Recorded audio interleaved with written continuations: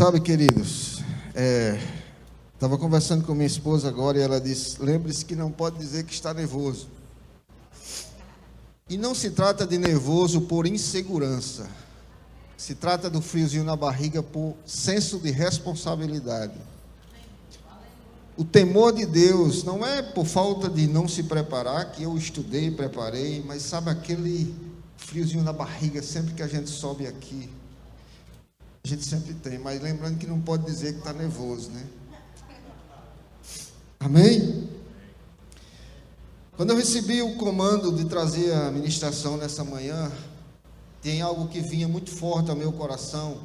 Eu já vinha meditando sobre isso e o pastor Quinta pregou aqui e ele soltou uma pérola para mim, falando sobre aquilo que eu ia ministrar nessa manhã, de estarmos escondidos em Deus. E o tema da minha ministração é debaixo da sombra. Debaixo da sombra é um lugar seguro, é o melhor lugar para estarmos. Mas sabem que às vezes as correrias do dia, as dificuldades, o nosso eu quer nos tirar dessa presença. Eu queria que você abrisse o Salmo 91, verso 1.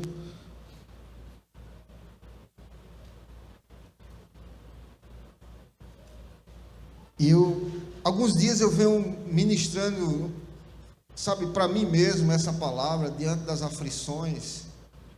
E baseado nessa palavra, ontem, pela manhã, 7 horas da manhã, eu provei da fidelidade de Deus. Eu fui picado por um escorpião dos amarelos. E quem já provou desse veneno sabe o quanto dói. Quantos sintomas tão difíceis, são difíceis. E aí eu cheguei em casa, contei, todo mundo, sabe, eu não aconselho você a fazer isso, foi um ato de fé. Tem que ir para o médico tomar um soro, tal. Eu digo, vou não, que eu já declarei a palavra, eu vou ficar com a palavra. Comecei a declarar, e quando o sintoma vinha, eu declarava a palavra, mesmo se eu comer alguma coisa mortífera, não me causará dano algum. E, sabe, eu comecei a provar dessa fidelidade do Senhor, porque o sintoma estava ali, mas quando eu começava a declarar a palavra, era como se eu tivesse tomado um remédio.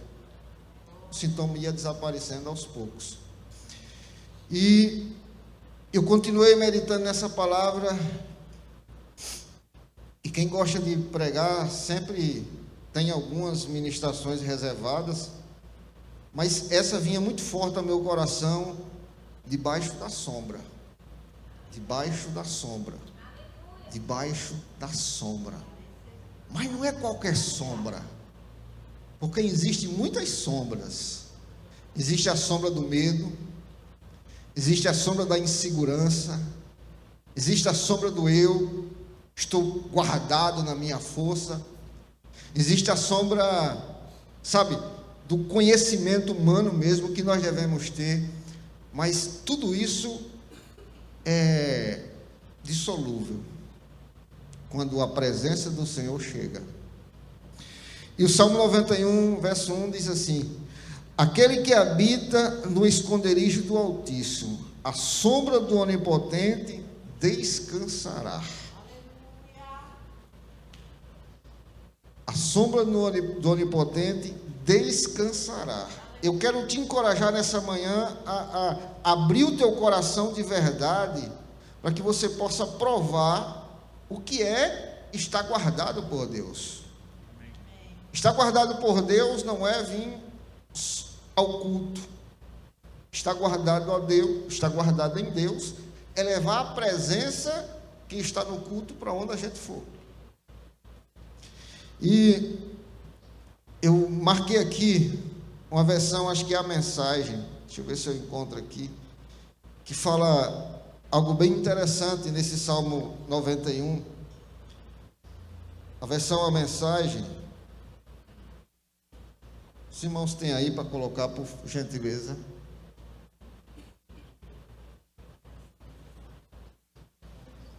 Aleluia. No verso na versão a mensagem, ela fala mais claramente, no decorrer do Salmo 91, palavras mais claras, de como é estar guardado nele. Não é simplesmente estar nele, é ter consciência que está guardado de fato. Então eu quero adiantar aqui para a gente, anotei algumas coisas para a gente seguir um roteiro. Quem é pregador pentecostal tem de lutar para seguir o roteiro, porque a gente quer fugir, né? Mas eu estou aprendendo com o pastor que tem de guardar, tem de seguir o roteiro, tem de anotar e falar sobre isso. Você que se senta à presença do Deus Altíssimo e passa a noite à sombra do Todo-Poderoso, diga assim: Deus, Tu és o meu refúgio, confio em Ti e estou seguro. Então creia, querido, creia que você está assentado. O que alguém está assentado? É sem pressa para ir embora. Não é olhando para o relógio. Eu não sei se você já veio assim para o culto. Eu já vim. E tendo outras coisas para resolver lá fora, você fica olhando para o relógio. Será que falta muito? Quem confessa esse pecado aqui, igual eu? Só algumas pessoas, né? Que tem pressa para sair do culto. Terminou o culto, mal fala com os irmãos e vai embora. Não aproveita a presença. E nessa manhã eu quero encorajar você, quando sentir a presença, esqueça tudo que tem para fazer lá fora. Valorize essa presença. Sente. Sente sem pressa de sair dessa presença, porque, sabe, existe um lugar espiritual que nós podemos de fato descansar, e é na presença. Quantas são as pessoas que são crentes, sinceras, fiéis a Deus, mas por não ter consciência dessa presença, estão precisando de remédio para dormir, estão com depressão profunda, estão aceitando algumas enfermidades como se fosse algo normal. Quando nós temos a consciência de fato quem somos e quem está conosco, nós não aceitamos qualquer coisa. Sabe, tem um jovem na Bíblia, todos conhecem a história, que ele, como outros, foram vendidos. Vou falar e você vai lembrar de quem é. E enquanto todos os jovens comiam e se banqueteavam com os manjares do rei, este jovem disse: não, eu não quero isso, eu quero legumes. E propôs para o seu guardador, o seu carcereiro, que ele trouxesse só legumes para ele e provasse para ver se ao fim dos dias ele não estaria melhor do que os outros, mais gordo, mais forte, mais bonito. Quem é esse jovem? Então vale a pena, querido, a gente ir contramão do mundo. O mundo está dizendo isso, você precisa ser assim, e a gente, segundo a palavra, não, eu preciso ser assim. Eu sei que todos, quanto eu, assim como eu, tem de lutar todos os dias contra a velha natureza. Sim ou não? Eu acredito que não tem nenhum ainda aqui que já atingiu o ápice da santidade. Então nós temos de brigar, não mais contra o diabo, porque o diabo já foi derrotado na cruz. Nós devemos resistir às tentações dele, mas nós devemos brigar contra um inimigo feroz. E esse inimigo está dentro de nós. É a natureza humana, que quer ter o autocontrole de tudo. Quem aqui já passou uma noite de sono sem conseguir dormir por uma preocupação do dia de amanhã? Levanta a mão, os corajosos aí. Alguns têm fé, irmão, ou são descansados. Sabe por quê? Porque a perturbação vai vir. a afronta vai vir, o medo vai vir. E o coração vai tremer. Quando o coração treme, é um sinal de alerta. Sabe, você sente aquele tremor no coração, é um sinal de alerta. Quem que já pensou em pecar e o coração deu o sinal? Aquele tremor no coração. Só alguns, né? Sabe o que é que acontece? Isso é o Espírito Santo dentro de nós, avisando. Quando o medo chega, bate na porta, o Espírito Santo dá um alerta: não aceite, rejeite, eu estou aqui. Sabe, e quando o salmista escreveu essa canção linda, esse salmo, ele não tinha consciência do que nós iríamos provar. Ele era um homem limitado. Mas ele diz: aquele que habita no esconderijo do Altíssimo, a sombra do Onipotente, descansará. Eu não estou falando de um homem perfeito.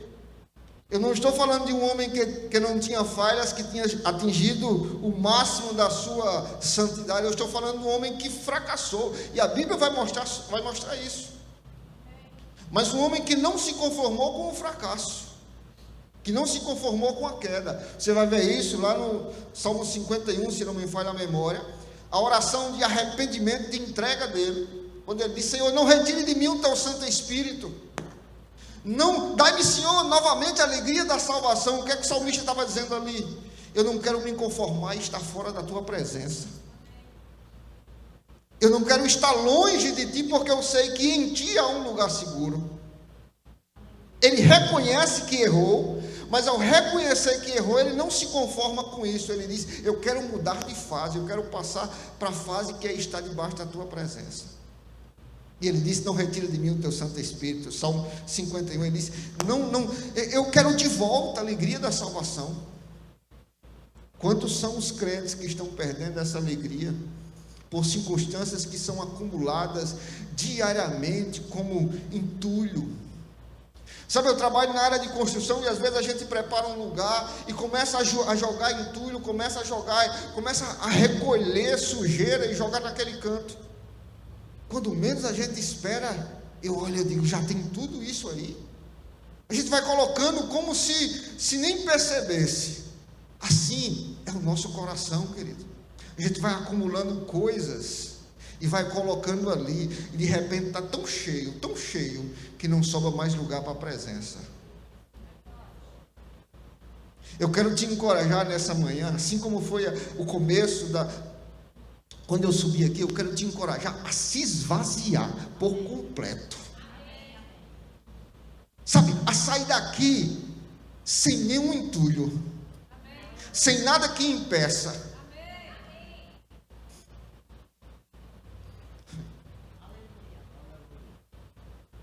Eu não sei quanto a você, querido, mas eu tenho, sentido nesses dias que o Senhor quer fazer um avivamento extraordinário nas nossas vidas. A gente espera e ora que Deus faça um grande avivamento no mundo. Mas sabe, esse avivamento tem de começar por nós, individual. E o fogo acendendo em nós vamos conseguir atingir outras pessoas, vamos conseguir transmitir para outras pessoas. Mas é necessário estarmos debaixo da presença. É necessário estarmos, escondido. O Salmo 91 vai falar que estamos debaixo das asas. Eu pedi para colocar uma foto aí de algo bem simples que eu acho que ninguém conhece. O que está guardado debaixo das asas? Os irmãos podem colocar para mim, por favor. Quem já viu uma galinha em dia de chuva guardando os seus pintinhos? Quem aqui já viu? Olha como é que ela faz. Imagina um dia de chuva, um toró de chuva caindo, mas os filhotinhos estão guardados. A água, a chuva cai em cima da galinha, mas as penas que estão sobre as asas os protegem.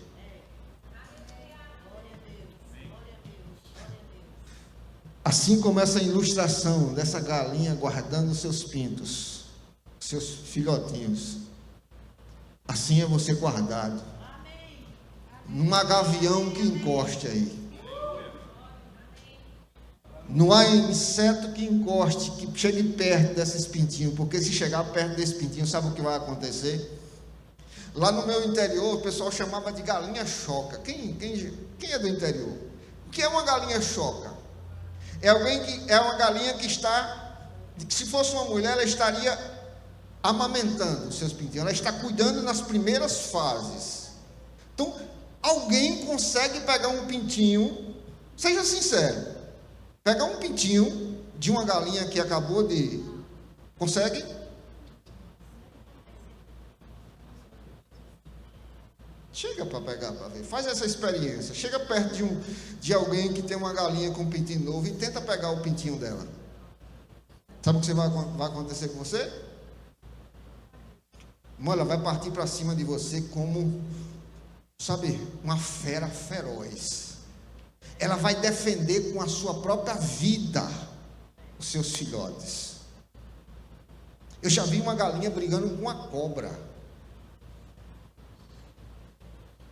Ela enfrentava a cobra para não deixar a cobra comer os seus pintinhos. Imagina o nosso Deus todo-poderoso, que tem o poder sobre os céus e a terra, que a Bíblia diz que as águas do mar cabem na palma da sua mão, que a terra é como se fosse a poeira dos seus pés. Por que nós tememos o espanto noturno, a seta que voa ao meio-dia? Se o próprio Deus diz que Ele nos livra de tudo, por que tememos? Porque não temos a consciência no momento de quem somos e aonde estamos.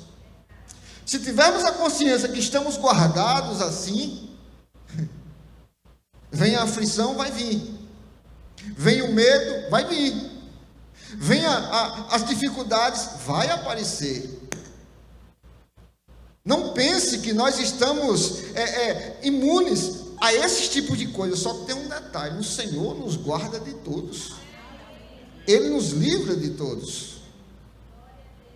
Ele não é homem para que minta, nem filho do homem para que se arrependa daquilo que Ele prometeu. Então, se Deus disse que ia nos guardar, Ele estava falando sério. Olhe para o teu vizinho e diga assim: Deus não brinca em serviço.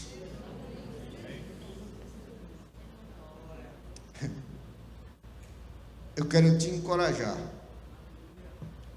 a sair daqui hoje fortalecido no conhecimento que você já adquiriu de quem Ele é. Conhecendo quem Ele é, o resto é só um detalhe. Se nós conhecermos de fato quem é Deus, nós não vamos precisar de remédio para dormir, querido, porque nós vamos ter paz. Com isso, eu não estou dizendo que não vai vir as preocupações, elas vão aparecer. Com isso, eu não estou dizendo que algumas enfermidades elas não vão bater na porta. Com certeza vai bater na porta, ela só não pode achar morada em você.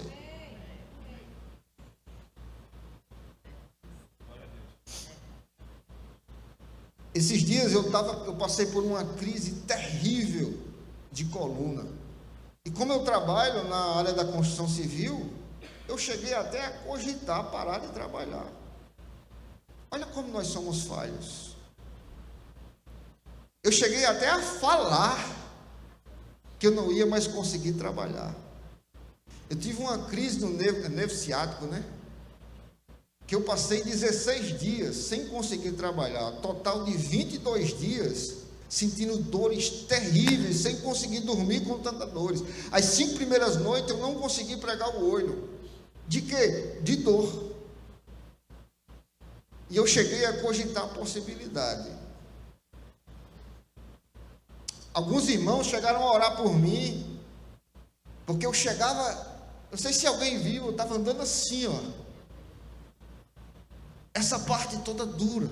Então, a enfermidade ela vai aparecer, às vezes por irresponsabilidade nossa. E aí foi irresponsabilidade minha, trabalhando em cima de um telhado, forcei muito a coluna durante muito tempo, e o que aconteceu? Teve uma distensão.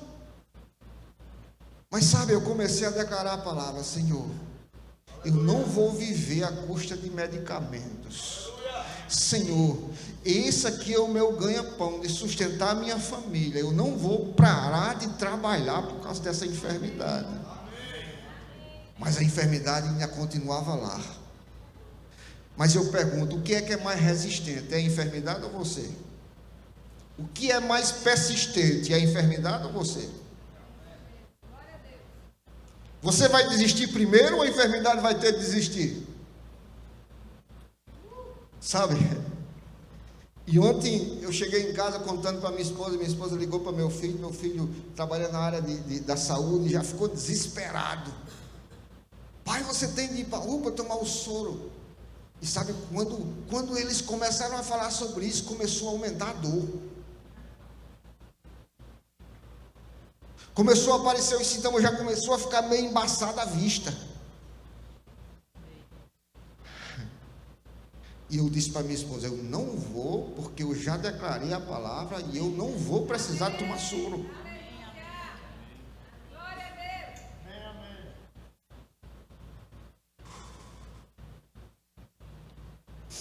Mas sabe, a presença de Deus, ela é curadora, ela é transformadora, ela é restauradora, mas é necessário, querido, persistirmos nisso, declarando, crendo. Não é simplesmente declarar e quando o sintoma volta novamente, você diz, eu estou com pouca fé.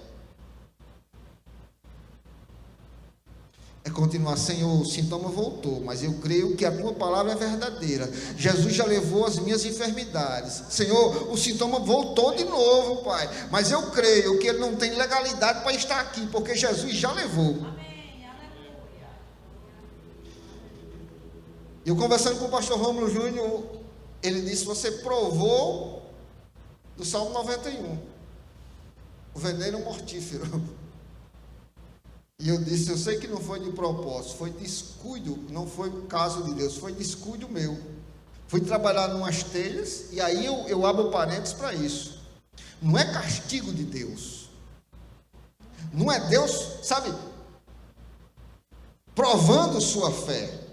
Às vezes é circunstância, é situação que a gente não está ali ligado. Eu sempre gosto de trabalhar em telhado de luva, pegando telha velha, algumas coisas, mas eu estava sem luva, e como estava chovendo, eu com pressa para fazer aquele serviço, fui lá e peguei a telha. Quando eu peguei a telha, ele estava na telha, a primeira picada dele foi em cima da minha unha. Quando eu fiz assim, ele deu o segundo bote, e pegou no meu dedo. Então, situações que vai vir, até por descuido teu, até por irresponsabilidade tua, Deus livra do mesmo jeito. Mesmo quando não é seta do diabo, mesmo quando não é, sabe, quando é descuido seu, o Deus que livra das armadilhas do diabo é o mesmo Deus que livra da sua negligência. Então não aceite algo que não vem de Deus como normal. Entenda que estar na presença não é só frequentar culto. Estar na presença é levar, estar debaixo dessa unção é levar a presença por onde a gente for. É no trabalho, é em casa,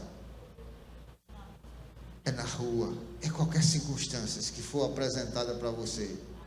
É você parar, se necessário for respirar fundo, porque tem situação que vai surgir para você, que você vai dizer, Jesus, chegue aqui.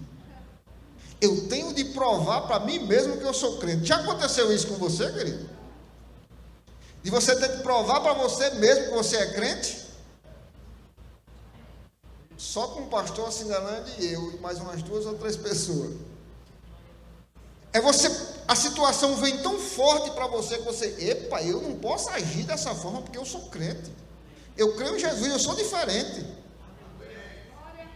E aí vai surgir pessoas que vão dizer, você não vai falar nada não, você vai dizer, vou não. Eu estou com vontade, mas eu não vou.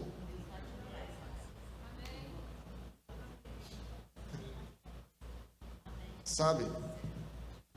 Sexta-feira eu fui saindo numa rua e vi uma van bem distante. Eu entrei no carro e quando ele percebeu que eu ia entrar, ele acelerou muito forte. Sabe? Você vê aquela pessoa que não é o capeta, mas foi enviado por ele. E esse cara, sabe, buzinava, gritava, botava a mão para fora, me chamando de filho, de o menor nome que ele só não me chamou de arroz doce e carne assada. E depois de um dia cansativo de trabalho, aquela chuva, sabe, você está estressado, doido para chegar em casa, tomar um banho, descansar, e meu sangue começou a ferver, a carne começou a gritar, e eu já estava meditando nessa palavra, e eu comecei a lembrar, eu estou debaixo da sombra do Onipotente, eu posso descansar. E o cara atrás, quase batendo no meu carro, filho, e eu, Jesus, chega aqui, Jesus. E o cara do meu lado disse, ei, filho, você não vai falar nada não? Vai deixar o cara te esculambar? Aí eu disse, rapaz, eu estou com muita vontade de parar esse carro, dar um freio, disse assim, dá um freio para ele parar porque ele está errado. Ele disse, eu estou com muita vontade de parar esse carro, mas eu não vou fazer isso. Esse cara deve estar com uma dificuldade muito grande para estar reagindo desse jeito. Ele não tem nada a perder, eu tenho. Se ele está agindo desse jeito, se ele for ver essa ministração, Deus te perdoe, abençoado. Se ele está agindo desse jeito, ele tem alguma coisa muito séria, ele não tem nada a perder. Eu vou me embora. E o cara que estava comigo ficou bravo. Ficou com mais raiva de mim do que com o cara lá, porque eu não reagi. Sabe, vai surgir situações que você vai ter, aí você vai dizer assim, Pires, você age sempre assim? Não. Eu acabei de dizer que eu ainda tenho um inimigo dentro de mim. Estou citando alguns momentos bons, que eu não vou citar os ruins. Amém?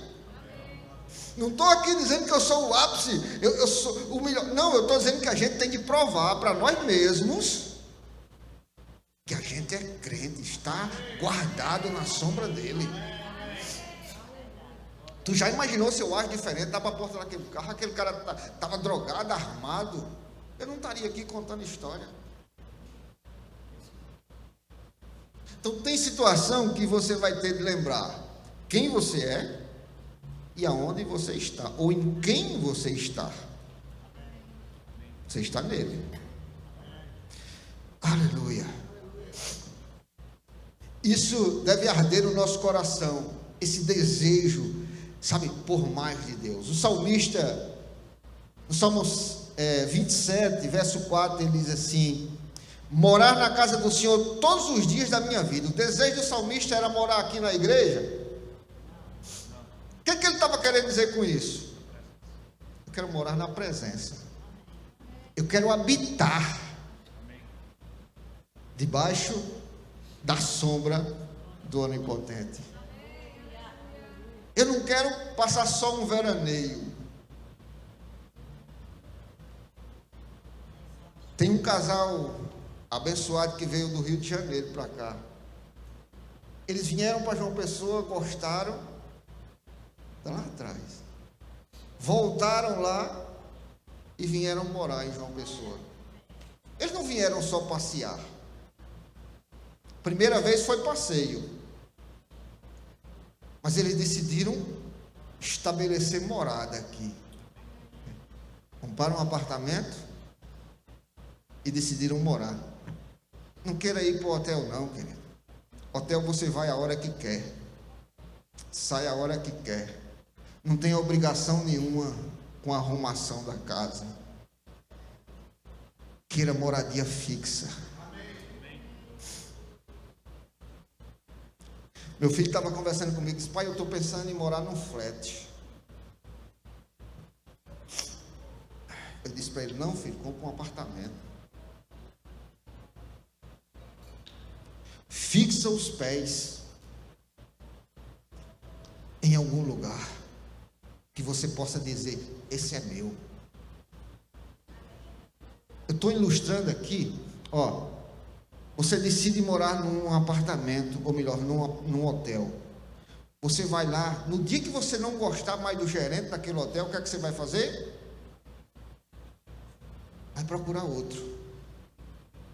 Eu conheço algumas pessoas que moram em lugares assim,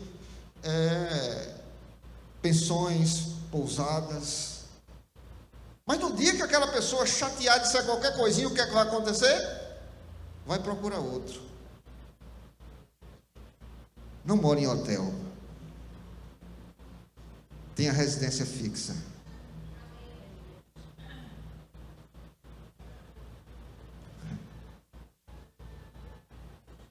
Isso é tão sério que quando a gente vai comprar alguma coisa, ou as pessoas perguntam: qual o seu CEP?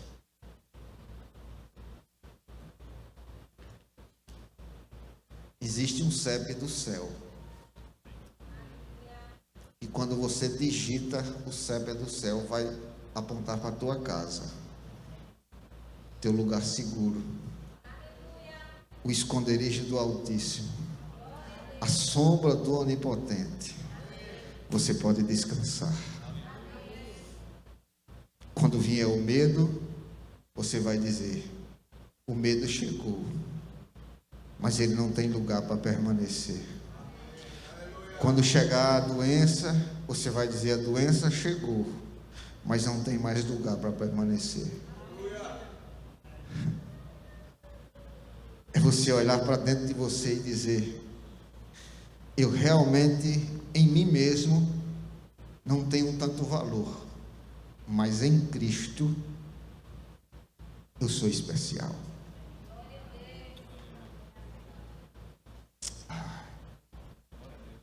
Eu não sei se você para às vezes e pergunta: Senhor, por que tu me escolheu? Alguém já fez essa oração aqui? Senhor, eu não valia nada e tu me escolheu. Sabe, Deus não errou. Ele te escolheu mesmo sem você merecer, porque para isso Jesus veio. Segundo ponto, Ele te escolheu para que você vá e dê fruto. Ou seja, as pessoas vão ver que na hora da dificuldade, eu tenho certeza que aquele meu colega que estava comigo no carro, ele foi para casa pensando: disse, rapaz, que cara que sai de barato é aquele? Não sabe ele o quanto eu tenho de lutar contra isso. Eu sou sanguíneo, temperamento forte. Por pouca coisa eu ia no colarinho da camisa das pessoas, estava o dedo na cara. Sabe, por pouca coisa eu chegava lá e esquentava, mesmo que depois eu fosse pedir perdão, mas eu ia lá. Então, eu tenho de olhar para mim e dizer: eu não sou mais aquela velha criatura. E eu repito, isso é diário. Não é uma vez e acabou, não. É bem verdade que o autocontrole do Espírito agora vai bloqueando algumas situações. Eu não vou ter mais a mesma dificuldade de reagir com mansidão de que eu tinha antes. Antes era bem mais difícil. Sim ou não? Mas ainda vai vir. Quando vem, o que é que acontece? Quando eu tenho sucesso, é quando eu entendo que eu estou debaixo. Quando eu fracasso, é quando eu tento resolver na minha própria força. Sabe, o Senhor, lá em Êxodo, ele fala assim: eis que te proponho a vida e a morte, a bênção e a maldição. O que é que ele estava dizendo? Está tudo aí, você escolhe. Mas eu aconselho você a escolher esse. E agora eu digo para você: ali está a afronta, aqui está a presença. Para onde nós vamos inclinar o nosso coração? Para a afronta, para o medo, para a depressão, para a ansiedade, para as tormentas da vida, ou a gente vai dar atenção a quem realmente merece a nossa atenção?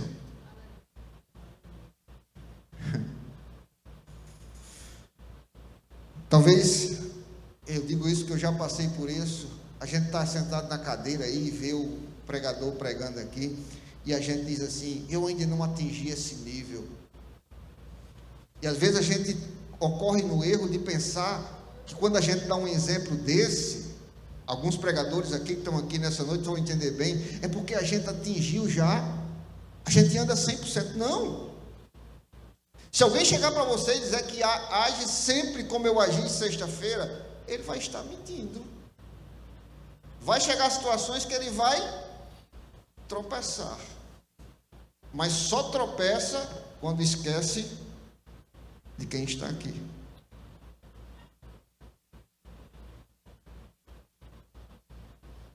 Eu quero te encorajar a pegar todos os seus medos, todas as suas dificuldades, todas as suas lutas, tudo aquilo que te afronta e colocar numa balança. Quem aqui já viu aquelas balanças de mercearia de antigamente, que era uma balança que tinha um ferro, duas correntes nas pontas com um prato? Quem já viu isso? Eu sou velho, irmão, eu tenho quase 50. Tem alguns também, né? Então, é uma balança que colocava o feijão aqui, ou a farinha, e colocava o peso aqui. Quem já viu isso? Faz assim, só para eu ver se tem alguém mais velho que eu que tem. Então, o que é que acontece? Hoje é balança digital, não tem como você mais fazer isso. Mas pegava a farinha, meu pai dizia, vai lá comprar 1 quilo de farinha. Aí, o rapaz pegava, colocava 1 quilo de farinha aqui, e colocava um peso aqui. Melhor, ele colocava o peso, colocava o saco e ia colocando a farinha. Até o peso se ficar igual. Quando o peso ficava da mesma altura da farinha, ele tirava a farinha, o peso descia, ele amarrava, me entregava, eu levava para casa. Eu quero te incentivar nessa manhã, pegar tudo que te afronta e colocar de um lado da balança e olhar para ver se quem está do outro lado se mexe. Você pode colocar todas as enfermidades, todas as aflições, tudo que está lá fora no mundo, nessa balança, que o Senhor vai continuar imóvel. O prato que ele está não vai se mexer. Eu vou repetir. Deus continua sentado no trono. Ele não desceu.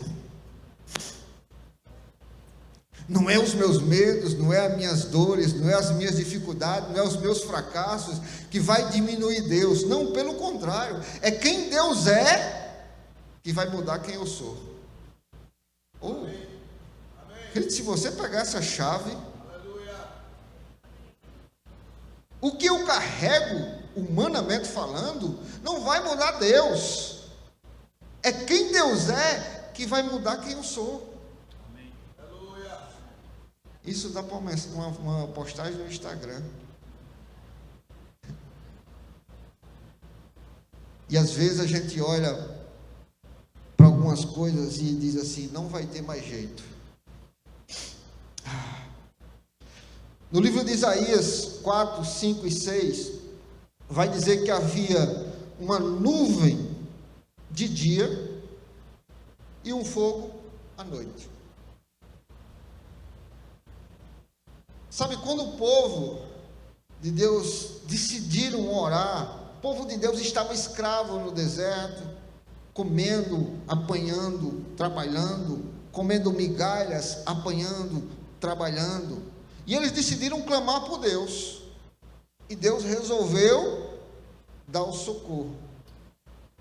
E todos conhecem a história. Deus deu socorro, tirou aquele povo da escravidão com mão forte, levou para o deserto para purificar aquele povo, e eles passaram alguns anos sendo purificados, Deus mostrando a sua glória, Deus exaltando o nome dele na vida daquele povo. A sandália e as roupas não ficavam velhas, os meninos cresciam, nasciam, e as roupas não se ficavam velhas, Deus exaltando o nome dele. O povo, quando estava com fome, Deus derramava maná, e aquele povo via da bondade e da fidelidade de Deus.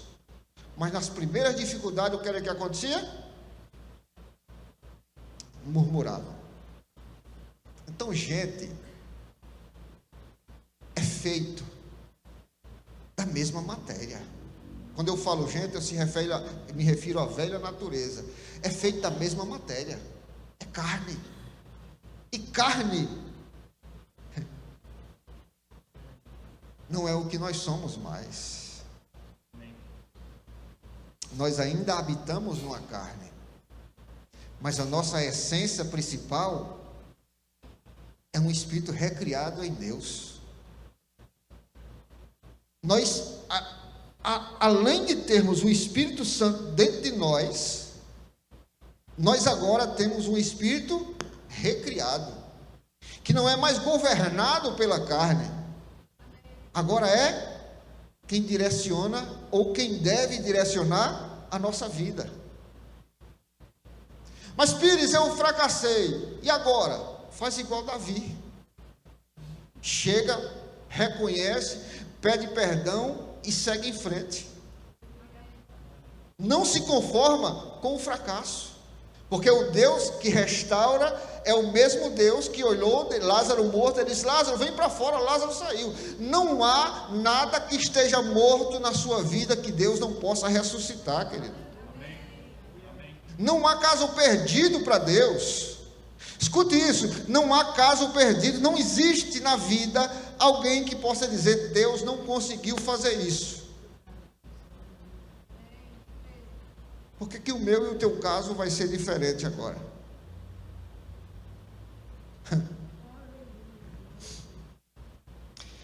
Eu estou caminhando para o final, mas eu preciso que você guarde isso de fato no teu coração. Jesus é o principal interessado de estar perto de você, de estar te guardando. Quando Jesus nasceu da forma como ele nasceu, de Maria, de uma mulher virgem, cresceu, passou todo aquele período aqui, ensinando as pessoas, demonstrando quem ele era. Quando chegou na fase que ele iria, já caminhando para o final, ele chamou os discípulos, começou a instruir eles, começou a ensinar, começou a mostrar na prática como eles deveriam agir. Mas Jesus, quando já estava indo para o Pai, ele disse: eu vou, mas eu não vou deixar vocês sozinhos, porque ele sabia que nós não conseguiríamos. Você percebe a diferença de Pedro sem estar cheio do Espírito, e você percebe Pedro agora cheio do Espírito? Você percebe Paulo sem a presença de Deus, um homem segundo a sua própria justiça, um mestre da lei, estudou na melhor universidade, aos pés de Gamaliel, um homem extremamente zeloso pela lei, justiça própria. Aí você olha agora, vê Paulo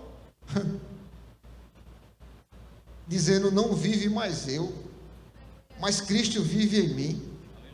Seja meus imitadores. Eu acho isso a expressão mais ousada que um homem pode dizer. Seja meus imitadores, assim como eu sou de Cristo. Como é que um comedor de feijão pode dizer isso, irmão?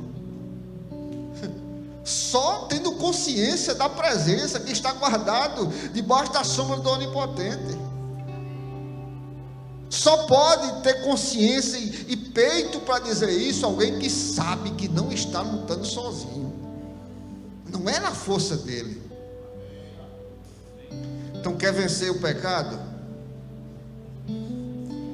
Tenha consciência de onde você está e quem está com você. Não vá querer vencer o pecado sozinho, não, querido. Não vá querer vencer os vícios sozinho, não, porque você não vai conseguir. Mas tenha consciência que aonde você for, eu queria chamar o grupo de louvor. Aonde você for, você não vai sozinho.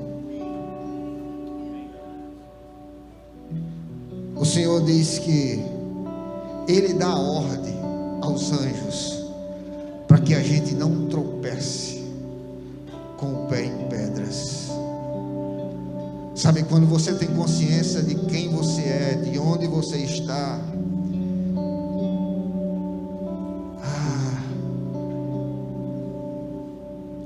quando nós tivermos essa consciência viva dentro de nós, de tal maneira que nós não vamos mais perder noites de sono, nós não vamos mais nos preocupar com a segunda-feira, porque sabemos que Jesus já está na segunda-feira. Quantas noites de sono eu já perdi, preocupado na conta que tinha de pagar na segunda-feira e não estava completa? Quantas noites de sono eu perdi quando estava com as parcelas do carro atrasadas? Quantas noites de sono eu perdi quando estava para ser tomado o meu imóvel por falta de pagamento? Mas olha eu aqui. Olha eu aqui, querido, testemunhando que o Senhor não deixou o meu nome ser envergonhado, e por isso estou aqui.